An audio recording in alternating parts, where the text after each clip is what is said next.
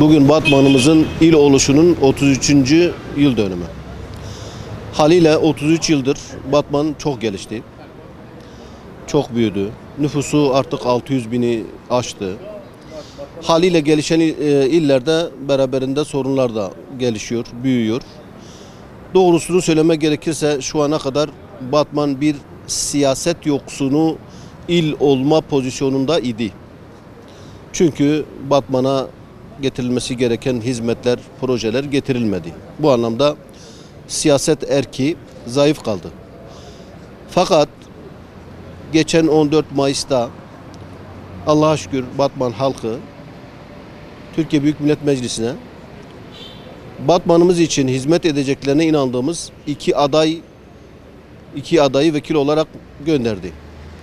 Ferhat Nasroğlu ve Serkan Ramalı'nın parlamentoya gönderilmesiyle birlikte Batman'la ilgili umutlarımız arttı.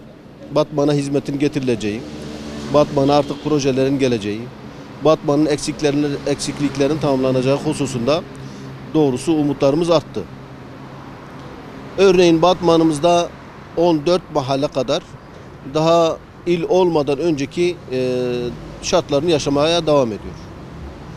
Bu vekillerimiz sayesinde de ümit ediyoruz ki artık Batman'ın o yığınla olan sorunları yavaş yavaş aşılmaya çalışacak. Batman hak ettiği noktaya gelecek. Bu anlamda tekrar ediyorum, umutlarımız büyüdü, gelişti. İnşallah Teala Batman'ımızın siyasi anlamdaki kaderi bundan böyle değişecek. Bu vesileyle bütün Batman halkımıza sıhhat ve afiyetler diliyorum.